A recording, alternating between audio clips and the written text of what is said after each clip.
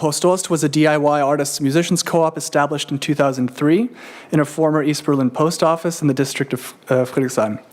Last year, PostOst housing were purchased by real estate mogul Udo Schlömer, CEO of what is Berlin's largest tech incubator and co-working space, Factory Berlin. Factory houses the German headquarters of Google, Uber, and homegrown unicorn SoundCloud, and as a result has become the crown jewel in Berlin's burgeoning startup economy. The first thing Factory did after purchasing the old GDR post office was evict all the artists. Only after being confronted in public did the company realize that the move had the potential of making them the Berlin tech world boom-man, especially considering the current discourse on how art, music, its sub, and club culture are a key part of what made the city attractive to investors and techies in the first place. Since we've been evicted, Factory and PostOst have taken part in a series of discussions for building a 3-floor addition, pictured here, for the artists and musicians that have been evicted. But these discussions are, of course, relevant beyond the dialogue partners, which is why we've organized tonight's panel discussions. We're looking to gather different perspectives on the intersection between art and startup culture, and to ask some very basic, if difficult, questions. Do subculture and startup culture necessarily operate at cross purposes? What is the relationship between tech and real estate and gentrification in Berlin and elsewhere? And where is disruption as innovation misapplied to urban ecosystems? As you all know, a few weeks ago, a major event happened that was front page news the next day across the world. And it was not the Trump inauguration. It was the opening of a museum in Potsdam.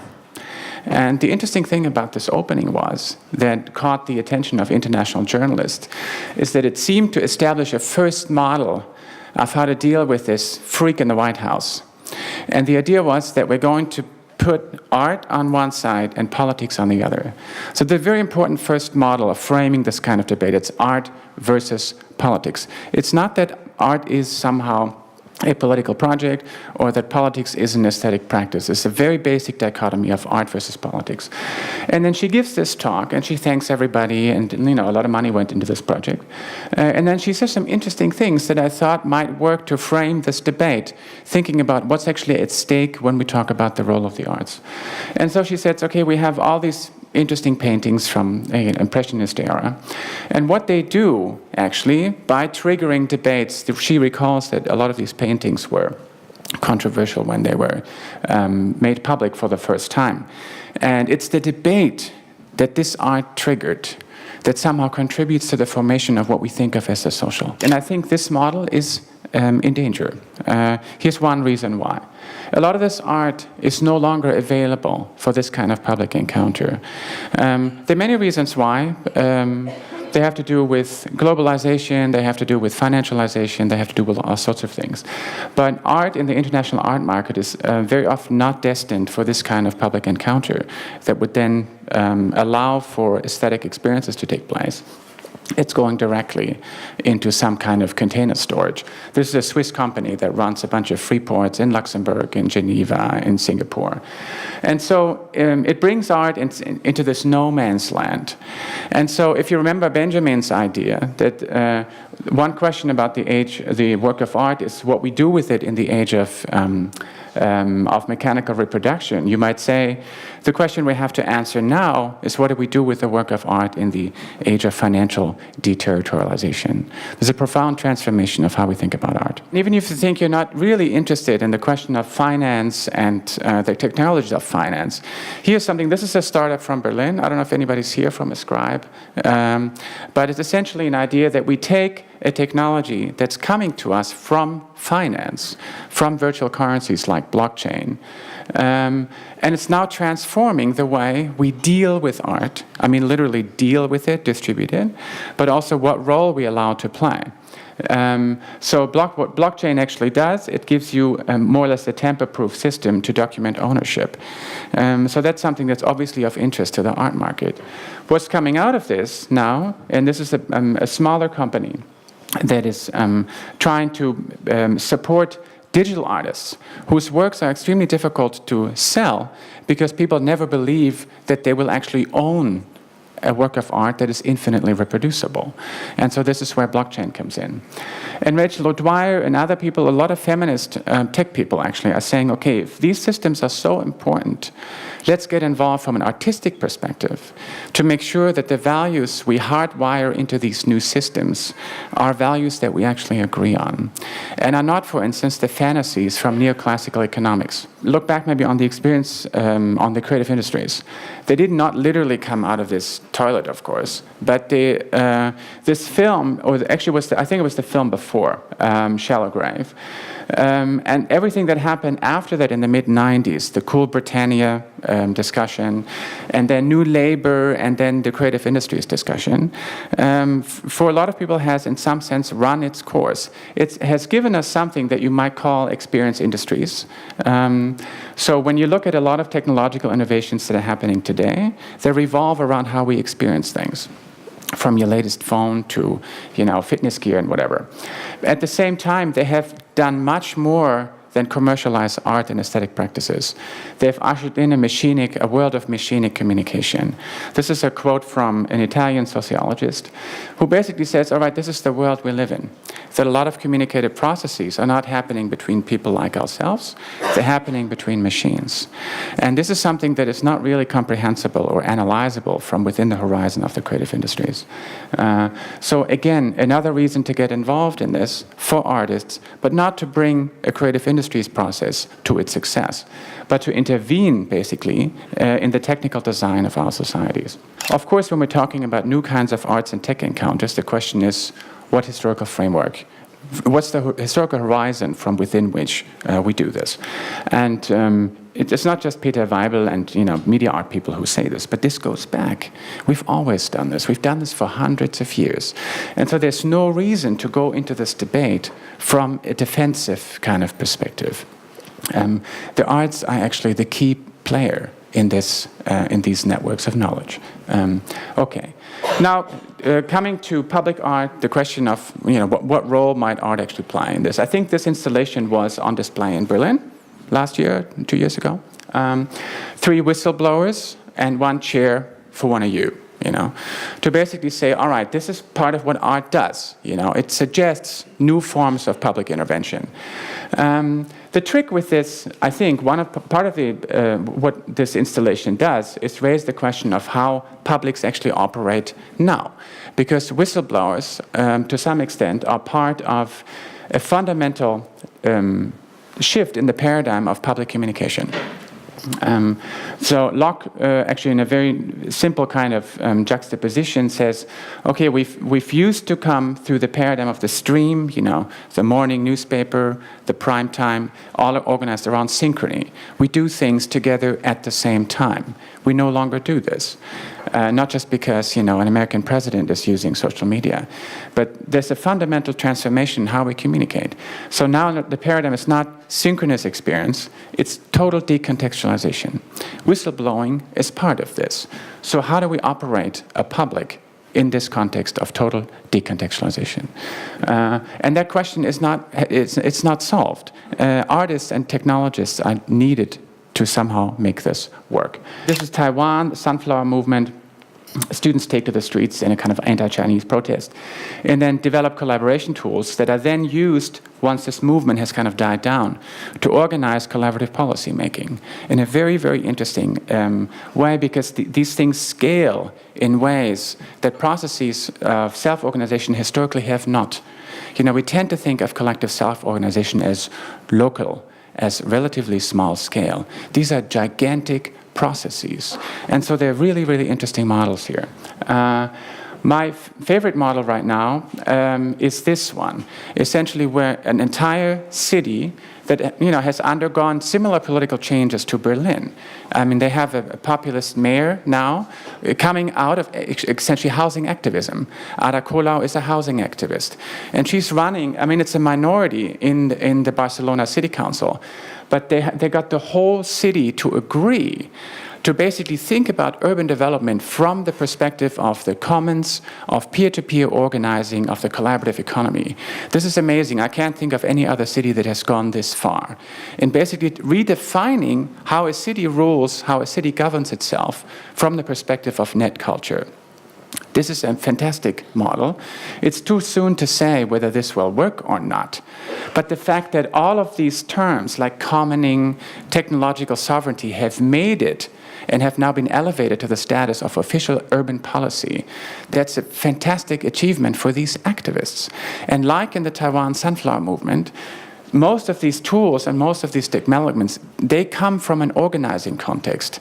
And they transform the way the city governs itself. So this debate, I think, is taking place at a very, very interesting moment where cities worldwide are saying, okay, we can't really do this individually, so forget micropolitics and micropolitical solutionism, but we can't really rely on the macropolitical context either. The nation is too slow, and supranational institutions are even slower. So we need kind of a new layer, like a mesopolitical layer, and that's cities talking to other cities. It's a fascinating political moment. I was living in San Francisco for a long time, and I helped run a nonprofit art and tech space in the Mission called Gray Area. And Gray Area's projects, it's basically a combination of a hackerspace, kind of education lab where they still do offer affordable lessons in coding, development, design. And at the time when I was there, this was kind of pre all the New York Times articles about these epic clashes between the arts and technology community. So as a part of that, I also span off a kind of speaker colloquium, fruit-throwing contest called Art Up. At the time, there was kind of this land crunch with all these tech companies moving into the city, people not being able to afford rent, people not being able to work in any practice that required space, familiar topics to every city. I always say San Francisco kind of precedes things that are going to happen in 5 years everywhere else in the world, at least within the current economic climate. So it felt like a bit of a prophetic situation to be able to be in. And so the point of Art Up at the time was basically, I'm going to shows on the one hand, and people are bitching about tech people the whole time, and then I'm going to tech things on the other hand, and I'm seeing, to say tech means nothing, basically. All different kinds of people work in technology. Increasingly, all different kinds of people have to work in the field of technology, and so it felt pretty on point to have, a public conversation scenario, very informal, where we got, CEOs from very large companies, investors, founders of Burning Man, so on, to chat with noise artists and squat kids, and basically hash things out. And generally, it worked out relatively well. So really, again, it comes to a matter of not just physical space, but the politics of virtual space, where increasingly artists have less and less space within which to practice and work, and so we have to take these kind of the front lines to these digital spaces and say, well, no, actually, you can't sell Nike next to my music. I think you can accomplish a lot outside of having physical space, but physical space and just generally congregating with people has a very important function. No culture without subculture was the slogan of the mayor in 2002 in Amsterdam, after we had a strong eviction of many squatted buildings, occupied buildings by artists, etc. And we really fought for affordable space in Amsterdam. So we managed to get the government support, and he was no culture without subculture, which you can also maybe say no creative industry without artists, which I totally believe on. This is one of the buildings. I used to work with Stilo Theater. It's a big old squatted building, which was evicted in 1998. We were evicted from there, and it's now one of the most expensive yuppie apartments in Amsterdam. This was a building, Frieshuis Amerika, which was occupied by young people, young kids, because there was no indoor skate park in Amsterdam. So they built their own indoor skate park in Frieshuis Amerika. And now this one is being demolished, and there's very expensive yuppie apartments up there. And this is Warehouse Wilhelmina, which I also worked with artists. This was an initiative with a lot of refugees as well, and a lot of craftspeople, a lot of artist people, refugees that had skills as well. They were illegal, but they managed to set up initiatives, poetry cafes, etc. And I come from the 80s, Generation X, no future. We were all unemployed. After 10 years in these buildings, nobody was unemployed anymore. And we all had our businesses. And this is a great example of how 80 artists managed to buy the building themselves.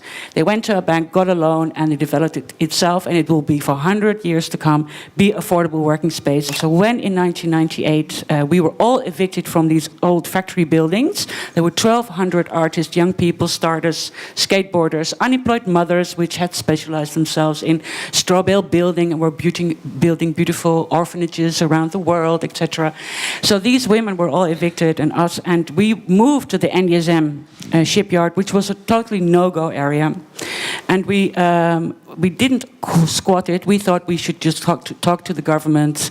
And this was when we persuaded the mayor there's no culture without subculture. We had 500 people that wanted to be part of the building. We needed 500 people because the building was so big. Now the NDSM is the most popular and expensive place in Amsterdam. Next, please. And this will be finished next year. This is what we are attracting. But the good thing is, we as an artist group, we first had a contract for only 10 years. We now managed to buy the buildings ourselves. So we appealed to the embarrassment of the richest, to the government, to the golden age. You know, it's like there should be courtyards in the city, and we should buy this, and we should bind it with a statute and make it for at least 100 years an affordable workspace for people to come. When I worked on the Olympic bid, I worked with the French power company EDF Energy, who used art and culture as their communication tool to activate their whole sponsorship for the London Olympic bid. And it opened my eyes to the power of art and culture as a communications tool. So I worked on the Olympic bid, I was a lawyer. I went back to my career after London won. And I kept seeing stories in the press that the legacy promises that the communities surrounding the Olympic Park in East London were not being kept, and there was no real provision for them to be kept, which was bothering me in the back of my mind.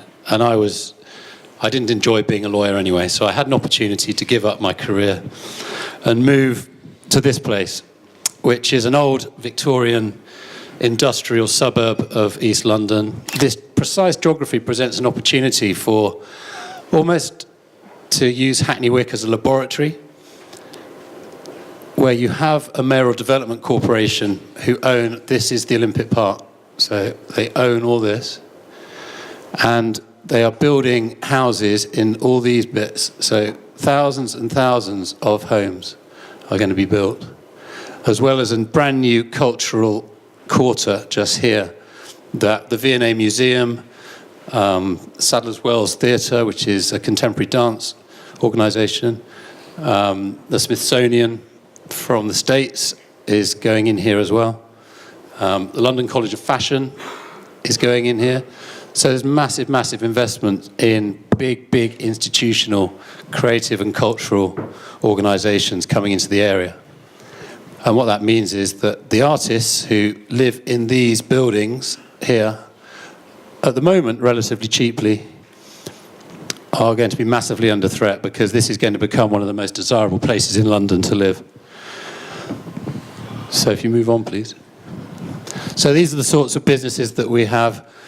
In 2009 in Hackney Wick, there was a land use survey conducted that found more than 600 artist studios in that very small area that I just showed you on the map. And we think that that means that there are 1,500 creative practitioners living and or working in the area. And most people are living in unofficial residential accommodation. So the building that I live in is actually a commercial building. The authorities turn a blind eye because they know that land prices increase by having artists in an area making it cool.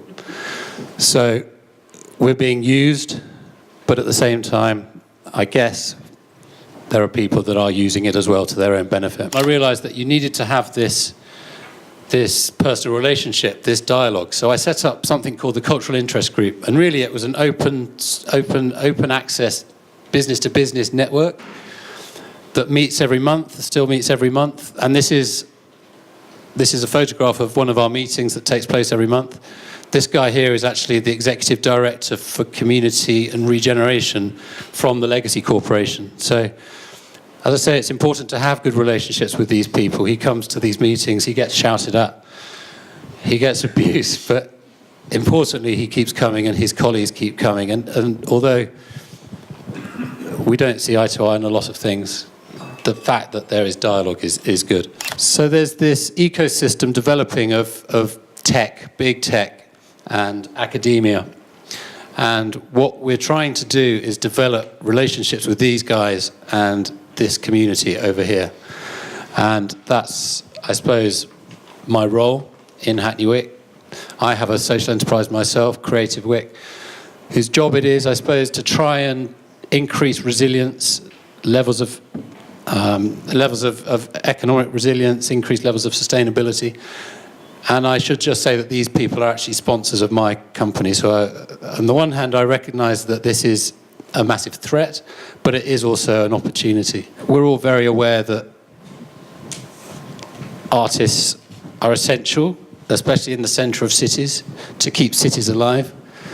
I think a community with art and culture at its heart is a more successful community than one without, and I'm hoping that I'm going to be able to demonstrate that using Hackney Wick as a case study, but also comparing it to Berlin and to Amsterdam and San Francisco and New York. Even though we look from the perspective of creatives versus artists, I think the debate that we're having is really how can we contribute to building a city, a diverse city, a mixed city, and how can we, in situations especially of economic pressure, create models that are resilient, that are sustainable, and that allow also for actors that are who not primarily contribute on an economic level to the richness of a city to become part of it. In Hackney Wick, we have maybe 12, 15 communities within a community. Mm-hmm. So first of all, we have to break down those barriers. It might be, but you need to engage with them. So we have co-working spaces where tech and art don't really mix. You know, although they both say that they want to. You have the foundation of fine artists, painters, sculptors, and performance artists, what have you, and then tech saying, "Yeah, well, we want to be part of this creative community," but no one really knows how to do it. There have been 3 interventions so far in Hackney Wick. One by the Barbican Centre that was unsuccessful. One by the White Building Space Studios, which is the biggest studio provider in the UK. That hasn't worked. And now we have Here East, where they're trying to do it there as well. So there isn't really a good example of tech and art working together successfully. I think that artists bring a different way of thinking, that communities, that corporations, that the private sector can really benefit from. Tech and art are two completely useless definitions, to me, honestly, in the sense that you will find that most people working within a technological space also believe themselves to be involved with an autonomous culture that has roots in counterculture and believes in things such as democracy and the liberal arts and so on and so forth. And understanding our relationship to these new elites. I joke often with what we do that data performance and these media arts festivals have become like opera for the new elite, and it's still somehow understood through this kind of 90s lens of these being radical, transgressive places, whereas in actuality, those lines aren't so clear anymore. And same when you start talking about people within the arts. Many artisans, for example, when it comes to the tech economy, are very much catered for by the tech economy. It just so happens that they tend to be in the business of selling things.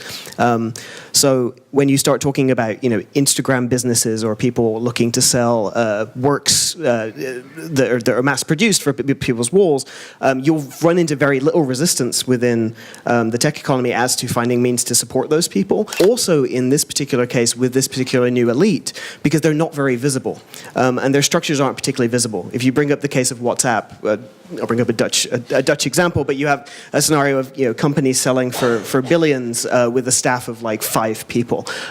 It's not necessarily like you encounter these things on the street. And in San Francisco, that was certainly the case, where you'll have the odd office and then a mega campus very, very far away.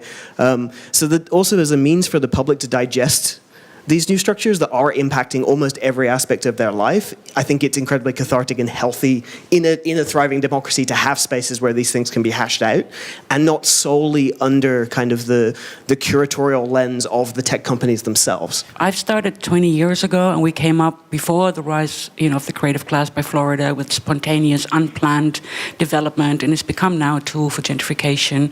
The public sector or the governments are using it to catalyze areas, to attract investors, etc. And but we fought, like this was a happy story, but we really fought for it. It was 20 years going up and down, up and down. So you have to persist. Amsterdam is ridiculous now. It's really selling the city to international companies. They're buying in. It's incredible. You don't believe it. And but it will change. There'll be elections. There'll be new people. There'll be next crisis coming up. Now we are attracting more people that are sort of embarrassed. They've been there. They've developed. They're rich. And they want to be part of the creative class or the creative scene as well. So we are now looking at more cooperative models together with the rich people, with us, with the poor people, saying like we want to claim now a part of the city, also with a public space, maybe a piece of water, and let's own it together. Like create a bank, we call it grondbank, city land bank together, in which we allow high profit, low profit, non-profit people to engage together, even the government engage, and see the ground and the buildings on top as one value, like one price, and everybody can buy in, can participate. So you can bring in services, you can bring in time, you can bring in money, loads and loads of money or small money. You can pay rent, and we can put a value on it. And then the longer you stay, the more profit you will gain from it. So we believe that you should not earn money from the city or speculate with the city. You should actually earn a living in a city. What we see in your presentation is a big blurring of these boundaries. In Berlin, we feel are very, very hard. Like the developer is someone who is probably not here. So here is all the others. So this kind of us and them duality, I think, is quite questionable. And your example speaks about there is a possibility of talking together and bringing the city forward together. And I'm wondering, how do the economically less powerful in this conversation actually manage to build any kind of say in a round table like that? It's a non-hierarchical structure. So you have a developer next to an artist, and each is just as entitled as the other to have their say. But we're very fortunate, I think, in Hackney Wick to have two large sites that are both being developed at the moment by old-fashioned social enterprise housing associations. One, Peabody, which is one of the first housing associations, 1840-something, and another one, L&Q. And they come with this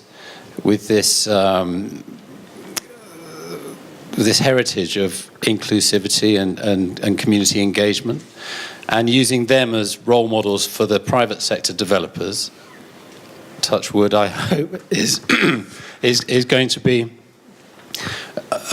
fruitful. There is a fundamental difference in let's say, the narrative that I know from NDSM, which was to get the space. There was always, let's say, an ability to mobilize and to engage in public protest. Yeah. So there was always an ability to kind of openly and publicly use public space as a political space for a manifestation in order to support the claim for this space and the claim for the diversity in the city. In London, we haven't seen it so much, do we? No, and I think having a space, 10,000 square meters, would be fantastic. To have that many people under one roof in one building, to have that community, or 20,000, we don't have that. But in terms of a rallying point, you need something to rise up against. And it happened actually in September. We had the first significant displacement of artists that took place, and it was by the Legacy Corporation. And there has been a big, big campaign called Save Hackney Wick ever since that has grown and grown and built momentum. And now we have support. We have potential financial support. We have a new mayor. So the Mayor of London now, is very, very much a supporter of the creative economy, and is talking about bringing in creative enterprise zones. So if there's an opportunity for Hackney Wick to be one of the first creative enterprise zones in London where we can develop this as a model. At the NDSM, when we moved there, the government wanted us to be creative industry, to fit into the profile of creative industry. But there were already boat workers there. You know, there were all these craftspeople and people working there, and the flea market was there. And the government wanted us to evict those people. And we said, no, we develop from existing structures. They're already there. And also, we don't only select artists. We have a very diversified approach. We think that conflicting disciplines could be, you know, it's all like if you want to be part of the community. If you're a boat worker, a refugee, or a church, you know, we even had a church in the warehouse before with recycling clothes. So even for artists and startups, you know, it could go perfectly well together if you have a sort of like shared interest. We now started actually our own energy company because that was also our common interest in sustainable energy. So we are going to be the first business district in Europe or in the Netherlands that is completely energy self-sufficient in their needs. That's 400 big companies on the NDSM train. So there is always a sort of where do you share the sort of interests, and we didn't know each other, that we couldn't I just couldn't walk into the MTV building, but now, because we have our own energy company all together, you know, we have parties all the time. Do you feel like more like entrepreneurs already, or should we all become entrepreneurs instead of artists, or what's your advice, maybe? Well, we do it. We don't get paid to do this. We just do it. We are all independent businesses, and we've formed a collective or a cooperative association. What would you say is the critical mass for such a project? We say the critical mass should be 80, 100 people at most, and the bottom. To get a group of people to get your finances, you should not have too less people to manage the funding of a project. Like, we share our space together. There's a lot of young students just coming from the academy. Everybody can organize 1 or 2 or 3,000 euro, you know, with a big group of people. You can get a lot of money from a bank with $500,000. The rent we pay, or, you know, it's quite. People should be much more aware of their possibilities. Einfach mal kurz den Blick darauf wenden, was für Halbwertszeit vermeintliche Lösungen für Ateliers haben. Vor 10 Jahren gekauft für relativ wenig Geld, heute zum Verkauf für 19 Millionen Euro. Die Uferhallen sind schon jetzt eigentlich ein Standort, der nicht lange mehr für Künstler vorhanden sein wird. Bei dem Kaufpreis, dem Bezirksamt, ist ein Vorkaufsrecht angeboten worden. Das wird wohl bei 19 Millionen kaum ausgeübt werden. Ein Steinwurf weiter im Wedding auch das Stadtbad Wedding ist vor erst 8 Jahren sehr günstig gekauft worden und für über das 20-fache letztes Jahr weiterverkauft worden. Ein irrer Spekulationsgewinn. Und es ist abgerissen und wird Studentenwohnungen weichen. Das heißt, es sind einfach mal so richtige Schleuderbeispiele vom Immobilienmarkt. Und dann komme ich auch schon zu Ex-Roter Print. Das ist das Wesentliche, was wir anders gemacht haben. Auch wir haben sehr günstig gekauft vor 10 Jahren, wie andere Investoren zu der Zeit auch. Das Land Berlin hat so günstig verkauft. Wir haben diesen Preis aber langfristig in dem Projekt gesichert. Wie haben wir das gemacht? Wir haben das dadurch gemacht, dass wir eine rechtliche Struktur aufgestellt haben, freiwillig als Selbstverpflichtung, das war keine Auflage des Kaufs, eine rechtliche Struktur, die den Weiterverkauf des Geländes ausschließt und die Nutzungsziele festlegt. Bei uns ist es eine Klammer aus Erbbaurecht und Gemeinnützigkeit. Wir haben ein 99-jähriges Erbbaurecht, wir haben das vorhin auch aus Amsterdam gehört, das ist ganz ähnlich. Der Boden unter den Gebäuden gehört nicht uns, sondern 2 Stiftungen, die niemals verkaufen werden, das ist das Stiftungsziel. Ex-Roter Print besitzt die Gebäude und bewirtschaftet das Gelände, und dieses Erbbaurecht ist ein Vertrag, und in diesem Vertrag steht drin, dass wir, und das haben wir uns selber da reingeschrieben, an Arbeit, Kunst und Soziales vermieten. Das heißt, unsere Nutzungsziele sind festgelegt für 99 Jahre. Und auf der anderen Seite ist Ex-Roter Print, das ist die zweite Seite dieser Klammer, ist eine gemeinnützige GmbH.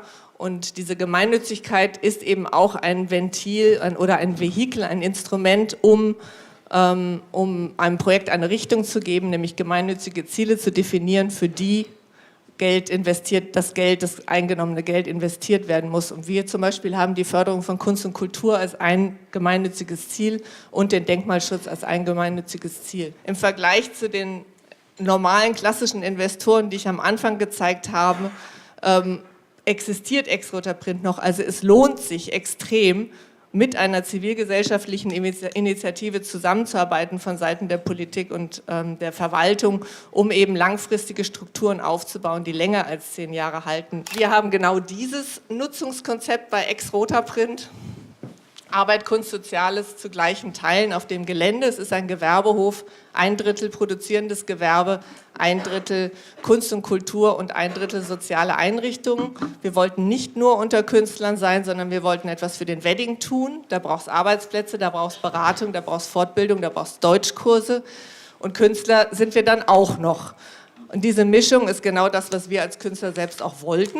Wir wollten ein ganz normales Leben und vor allem, und das möchte ich in diese Runde geben, ganz wichtig, sich auch nicht zu entsolidarisieren, ob nun zwischen Kreativen und Künstlern oder anderen gesellschaftlichen Gruppen, die auch wenig Geld haben und in dem Kampf um Raum mit uns an gleicher Front stehen, sich nicht zu entsolidarisieren, sondern wirklich einfach Konzepte für alle zu schaffen. Das ist natürlich so ein Basstitel jetzt, Kreative. Ja? Also im Grunde wäre es korrekter zu sagen, Künstler, Freie Szene, institutionelle Akteure in der Kultur, Kreativwirtschaft, von Design, Architektur etc., Film, wie das halt auch definiert ist. Und dann kommt nochmal diese Tech-Industrie, die Start-Ups. Das wäre nochmal eine vierte Sache vielleicht. Wichtig mir aber gewesen, einfach hier darzustellen in dem Masterplan, dass dieser heiße Kern der freien kulturellen Arbeit und künstlerischen Arbeit, dass der für das System wichtig ist, ohne dass er instrumentalisiert wird, verkauft wird oder ähnliches. Er muss ja gerade frei sein, um dieser Kern zu sein. Und die Investition in diesen Kern hat eine gesamtgesellschaftliche Relevanz und jetzt nicht einfach eine ökonomische. Ja. Die Situation in Berlin ist interessant. Also wir haben hier diese Tendenz einfach, das Atelierprogramm zum Beispiel wurde quasi nach der Mauer geschaffen, da gab es viele Räume, da kam dann Mieterhöhung, deshalb sieht man, das ist so in Kreuzberg ganz viel. Und dann wurde die Mauer geöffnet, also die Mauer war auf und dann gab es diese Freiräume Osten, das sind diese lila Punkte und jetzt ist es so, dass der Trend in die Gewerbegebiete geht. Ja? Das sind die orangenen Punkte. Das kann man da alles nochmal nachlesen. Aber wir müssen die Stadt natürlich größer denken. Das heißt, hier haben wir mal aufgelistet, was ist sozusagen der Innenstadtbereich, der blaue, was sind die Gewerbegebiete, das lila und was ist grün, das sind die Wohnungsneubaustandorte. In diesen 3 Ebenen kann man auch Kultur, sagen wir mal, neue Räume für Kultur schaffen. Marzahn-Hellersdorf. Ein Konzept, was quasi in eine Riesenbrache hineinpassen könnte und der Bezirk will das auch. Und zwar, wo man sagt, diese kreativen Milieus, auch ein abgestanzter Begriff, aber um es einfach zu sagen, die sollten nicht nur in Kreuzberg, in Mitte und sonst wie gerettet werden und dort leben, sondern die können auch woanders leben. Die Verkehrsanbindung gibt es absolut her, nur wir müssen es mal ganz anders probieren. Das heißt, so eine Art Ex-Roter Print, hier in dem Fall ein Neubau, so ein solidarisches Projekt, wo was ganz klar ausgeht davon, dass wir eine soziale, eine kulturelle und sonstige kollaborative Mischung wollen, auch mit der Nachbarschaft etc. Und sowas mal groß anzugehen, zwar dann mit der Stadt zusammen. Bisher ist ja alles immer im Wildwuchs geschehen, wie Daniela es schon gesagt hat. Das heißt, die anderen haben gesagt, das klappt ja eh nicht, was ihr macht. Ja? Jetzt wissen wir aber, dass es klappt und jetzt müssen wir auch mal andere Dimensionen erreichen. Und dann gibt es so Projekte wie Haus der Statistik, was jetzt nicht fehlen darf, weil auch hier der Impuls von Künstlern ausgeht. Und jetzt haben wir die Situation, dass das im Koalitionsvertrag auch definiert wurde, das Projekt, also dass es auch ein politischer Wandel einfach ist, wo man vorher immer nur sagte, hey, wir wollten das, wir könnten das machen, das ist so eine Art Utopie. Jetzt gibt es die Chance, es muss noch vom Bund gekauft werden durch das Land, aber da gibt es eine Bewegung dahinter, da dreht sich nämlich der Spieß dann um. Da geht es dann nicht mehr darum zu sagen, hey, ihr Creative Industries, könntet ihr uns was abgeben, sondern geht es darum, was ihr wollt, auch was abhaben? Dann schauen wir mal, wie wir das solidarisch von den Mieten her ausgestalten. Ja? Friedrichshain-Kreuzberg, wir erstellen gerade ein Gewerberaum-, Sicherungs- und Entwicklungskonzept. Die roten Punkte, das sind Gewerbehöfe, die Kreuzberger Mischung. Die sind größtenteils gefährdet, weil es natürlich Privateigentum ist. Es geht hier nicht nur um Künstler, es geht um produzierendes Gewerbe, um Nahversorgung zum Teil auch, also Jobs, soziale Projekte, politische Projekte, all diese Sachen, die wir natürlich gerade hier in Kreuzberg jetzt, Friedrichshain auch, besonders in Kreuzberg, sehr aktiv haben. Wenn Start-ups nach Friedrichshain-Kreuzberg wollen und 20 € den Quadratmeter zahlen, also die Inkubatoren, die Firmen, nicht jetzt der Einzelne, das ist halt seine 400 € pro Tisch, dann sollen sie doch bitte hier rein. Ein Gebäude, privat, stammt noch aus der Mediasprayzeit, im Herbst soll es anfangen mit dem Bau, 100.000 Quadratmeter, ein Hochhaus, 160 oder 150.000 Quadratmeter Nutzfläche. Lasst unsere Höfe in Ruhe, wir haben genug Platz, auch in den schicken Kiezen und lasst uns auch Sachen bauen da draußen. Es gibt zum Beispiel sowas wie hier. Das habe ich selber als Baustadtrat eigentlich erst entdeckt, das war gar nicht so richtig publik. Ein Areal, wo 400 Wohnungen entstehen können, also 400 Wohnungen oder Gewerbeeinheiten oder Ateliers oder was auch immer, richtig viel. Und es gehört einem landeseigenen Unternehmen. Und dieses muss dort weg. Ja? Also das heißt, auf einmal, wenn man mal genauer hinschaut, wer weiß, was wir noch alles finden bei den landeseigenen Unternehmen. Standortsicherung, also wo sind noch Immobilien im Landesbesitz? Wie kann man diese Immobilien entwickeln? Was kann man mit den Immobilien machen? Wer hat den Zugriff auf diese Immobilien? Was sind die Rechtstitel, mit denen man diese Immobilien langfristig vor einer kommerziellen Nutzung bewahrt? Ex-Roter Print war auch so ein Moment. Man könnte auch noch Künstlerhaus Gartenstraße nennen und andere. Wo stadtpolitische Auseinandersetzungen um die Frage stattgefunden haben, gibt man städtische Immobilien der Verwertung preis oder sichert man städtische Immobilien über eine andere Art, Selbstverwaltung, genossenschaftliche Nutzung, irgendwelche Formen von Projekten, wo man schafft, abzusichern, dass diese Immobilien nicht der Kapitalverwertung preisgegeben werden. Und dann würde ich mir am liebsten wünschen, dass wir das auf eine Art und Weise tun, dass nicht die Verwaltung darüber entscheidet, was da passiert, sondern über genossenschaftliche oder andere Nutzung gesichert wird, was da passiert. So ein Projekt wie Post-Ost, da soll aufgestockt werden. Was könnten Sie dem Investor, der das gekauft hat, sagen? Warum soll der so ein Künstlerprojekt teilhaben lassen? Das ist einfach eine Überlegung, die kann man so angehen, dass man sagt, wie ist das betriebswirtschaftliche Kalkül, wie rechnet sich das in diesem Haus, was kommt dabei, was kostet es zu bauen, was für Mieterträge sind da zu erzielen und so weiter. Das ist die erste Überlegung. Eine völlig andere Überlegung ist aber, wenn ich sage, also das Problem an dem Geld ist ja, was mache ich damit, wenn ich es habe? Wenn ich das an irgendeinem Ort in eine Investition stecke und dieser Ort entwickelt sich schlecht und drumherum entwickelt sich schlecht, dann war das möglicherweise eine sehr schlechte Investition. Wenn ich jetzt aber im Zuge dieser Investition an diesem Ort, um diesen Ort oder obendrauf etwas unternehme, was möglicherweise dazu beiträgt, dass dieser Ort prosperiert, dass es ein sich positiv entwickelndes Quartier wird, dann ist es sozusagen, also was man jetzt also aus Investorensicht sagen, ein cooler Trick, um neben dem Geld noch zusätzlich meine Investition lukrativ zu machen. Dass also durch diese Tätigkeit von künstlerisch aktiven Menschen sich etwas entwickelt, was dem Quartier enorm zuträglich ist. Das haben wir jetzt in vielfacher Weise gesehen. Worüber Klage geführt wird, ist, dass dann, wenn das passiert ist, eine Aufwertung im Quartier stattfindet, die wiederum das Quartier für andere interessant macht, die letztlich diejenigen, die die Aufwertung bewirkt haben, verdrängen. Darüber geht die Diskussion. Ne? Auch wenn wir Inseln schaffen oder Orte, an denen etwas möglich bleibt, können wir nicht eine allgemeine Marktentwicklung in der Stadt verhindern. Die trifft uns alle. Und deswegen glaube ich, ist neben der Eigentumsfrage auch bei den Modellen wichtig zu überlegen, wie können wir durch eine gezielte Förderung von spezifisch tätigen Menschen, ohne auf eine individuelle Förderung zu gehen, sondern ich gehe wirklich auf die Ausübung von Kunst bei der Förderung, das in Projekten so kombinieren, dass das in der Stadt möglich bleibt. Die öffentliche Seite ist bei dem Thema, das gezielt einzeln zu fördern, zurückhaltend, aber ich glaube, es muss dazu stehen, damit die Kaufkraft am Markt, die darüber entscheidet, ob man Räume bekommt oder nicht kommt oder halten kann. Ich glaube, man wird auch um dieses Thema nicht drumherum kommen. Wir haben auch diesen Abend noch sehr wenig über das Lokale gesprochen. Also so was produziert eigentlich Stadt? Und das sind natürlich die Leute, die jeden Tag da irgendwo hinkommen.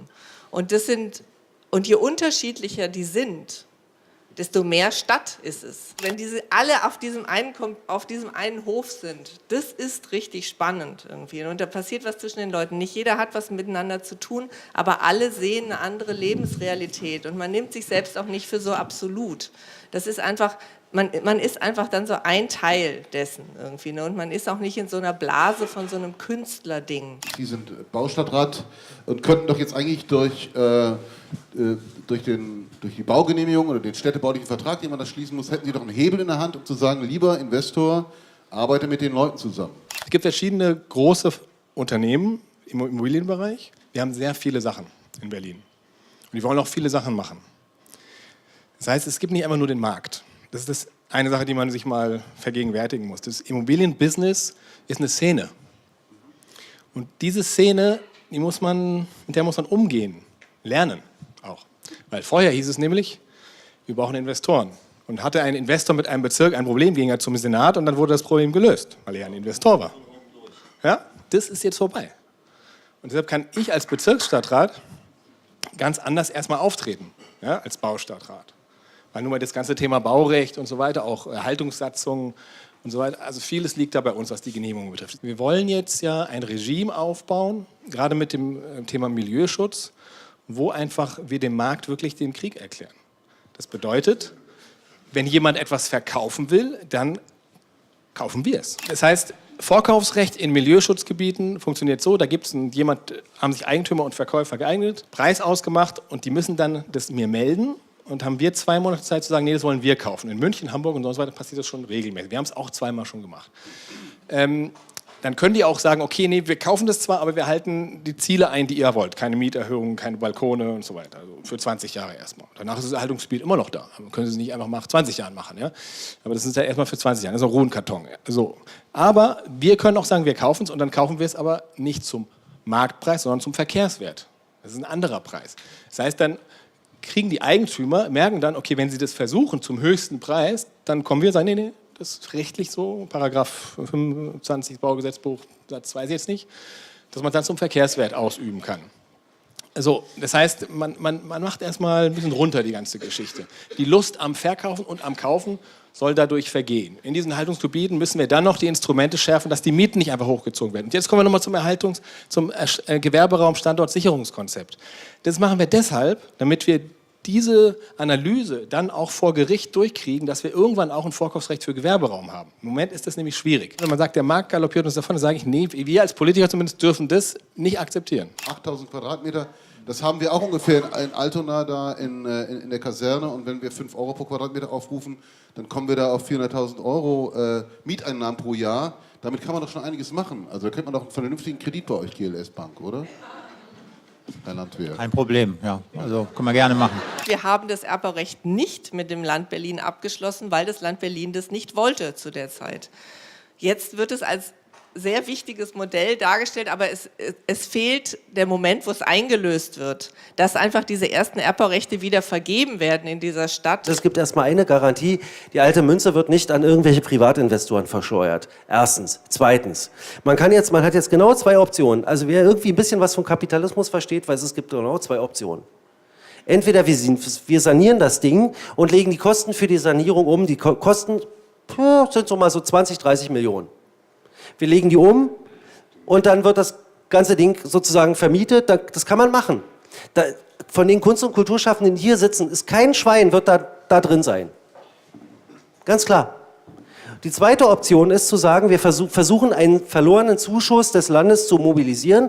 Wenn der Bund sagt, wir koppeln unsere Kohle nicht an Till Brönner, bin ich auch gerne bereit, ich nehme die 12 Millionen, die 13, 14 Millionen vom Bund gerne, ist überhaupt kein Problem, könnt ihr rüberreichen. Aber bitte nicht unter der Kondition, dass wir sagen, da muss das und das und das stattfinden und das Land Berlin zahlt im Übrigen danach auch noch auf 6 Millionen irgendwie die Zuschüsse dafür, konsumtiv, jedes Jahr. Mein Ziel ist, die Münze in der Mitte von Berlin langfristig für eine nicht kommerzielle, Stichwort, nicht kommerzielle, ich wiederhole es nochmal, nicht kommerzielle Nutzung zu sichern. Dazu müssen öffentliche Investitionen mobilisiert werden, dazu muss die Eigentumsfrage geklärt werden und dazu müssen Kulturschaffende in Berlin mal irgendwie eine Idee entwickeln, wie wollen wir das Ding zukünftig gemeinsam gestalten, zwischen öffentlicher Hand und Kulturschaffenden. Die öffentliche Hand saniert zu teuer. Das ist, also Genau, ich will einfach nochmal sagen, Sie müssen auch nochmal diese zivilgesellschaftlichen Akteure ranlassen, um zu erfahren. Da habe ich gar kein Problem. Darf ich einfach sagen, die ehemalige Roter Printfabrik, es gab, bevor wir übernommen haben, ein Gutachten über die Sanierung. Es sollte 11 Millionen die Sanierung kosten. So war es veranschlagt. Wir haben für 4 Millionen saniert. Und das ist der Unterschied. Und wir sind alle glücklich dort vor Ort. Und wir können für diese 4 Millionen, die können wir mit unseren im Durchschnitt 3,80 Euro Kaltmieten finanzieren. Damit habe ich gar kein Problem. Das ist das Wichtige aber auch. Wenn mir irgendwie satisfaktionsfähige Akteure entgegenkommen, die sagen, wir kaufen dir quasi im Erbbaurecht die alte Münze ab und machen das alles. Geil. Hallo, aber leider Gottes sind Sie mir noch nicht über den Weg gelaufen. Bisher kommen Sie zu mir und äußern Erwartungen, was ich mit der alten Münze Ihnen biete. Wenn wir sagen, die Stadt gehört uns, dann müssen aber auch wir satisfaktionsfähige Strukturen, Überlegungen, Ideen liefern, wie wir diese Stadt übernehmen wollen. Also es kann nicht einfach nur sein, dass wir das Kapital anklagen dafür, dass es seine Verwertung betreibt. Das wäre mir ein bisschen zu banal. Und deswegen sage ich, die Frage, wie nutzen wir die neuen Entwicklungen, die da stattfinden, Schulneubauten, Infrastrukturneubauten und so weiter, wie erkämpfen wir uns unsere Räume in dem Bereich? Ich habe da echt absolutes Vertrauen, dass das jetzt gut gemacht wird, dialogisch mit den Leuten vor Ort. Alles andere wäre ein Armutszeugnis und das wird so nicht sein. Ja, also das wollte sie hören. Ich glaube, das darf ich jetzt auch sagen, wo es gar nicht mein Bezirk ist. Man kann nicht nur Modelle wie Erbbaurecht die ganze Zeit hoch und runter diskutieren als Allheilmittel. Richtig. Also erstens geht es ums Geld, wie Klaus gesagt hat. Das muss einfach her. Und da müssen wir gesellschaftlich den Diskurs in die ganze Stadtgesellschaft hineintragen, warum wir Kunst fördern wollen. Aber nicht, ich sage dann jetzt als Baustadtrat natürlich, und warum alle anderen Bedarfe auch. Ja, also, und dann haben wir ein Problem, dass wir nämlich nicht genug Geld haben, erstmal. Und dann müssen wir uns anschauen, wie rechnen wir die Häuser tatsächlich? Wie ist der Marktpreis? Und da ist es mir ein bisschen zu einfach zu sagen, damals war der Marktpreis niedrig, jetzt ist er hoch, oh shit. Nee, so ist es eben nicht. Ja, wenn wir uns die Marktpreise anschauen, und ich sehe sie ja tagtäglich, wie die Kaufverträge bei uns eintrudeln, das sind immer Marktpreise des Verkaufs, des Dealens, ja, wo noch ein ordentlicher Spekulationsgewinn mit drin ist. Würden wir den zu dem Preis, wie der immer da so verkauft wird, die Häuser, nehmen, brauchen wir gar nicht so viele Subventionen. Das heißt, wir müssen sozusagen diese Spekulationsspitze kappen aus dem Markt. Und es ist möglich. Natürlich nicht überall und immer, ever. Und auf dem Land ist es sowieso nicht möglich. Und aus Sicht einer Bank vielleicht sowieso nicht. Aber wir müssen diese Debatte führen. Und wir müssen dann auch darüber nachdenken, ob wir, und deshalb finde ich das Thema ja heute so interessant, ob wir nicht dann auch Querfinanzierung manchmal finden können, wo wir sagen, okay, wir haben jetzt hier diesen Eigentümer, der will den 5.000 Quadratmeter Gewerbehof verkaufen, er würde ihn aber nicht für ein Apfel und ein Ei verkaufen. Also müssen wir vielleicht da auch drüber nachdenken, wie wir eine Wirtschaftlichkeit da reinbringen zu einem Kompromisspreis. Ja? Und wenn man aber dann mal so denkt und das strategisch als Stadt gemeinsam mit zum Beispiel einem zivilgesellschaftlichen Bodenfonds, den wir vielleicht mal aufbauen könnten. Und wir müssen sozusagen über Strategien nachdenken, um wirklich die Stadt zurückzukaufen. Wir werden also nicht mehr in Inseln denken dürfen. Dann können wir das vergessen. Das bringt dann nichts. Ja? Da eine Insel, da eine Insel, da eine Insel.